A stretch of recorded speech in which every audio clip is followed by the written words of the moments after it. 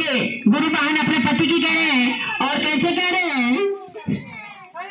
कैसे कह रहे हैं, कौन भाव में कह रहे हैं कि लागल बाड़े शिवा गुरु के चारा चाहो, चाला चाला ए साजनामा, लागल बाड़े शिवा गुरु के चारा चाहो,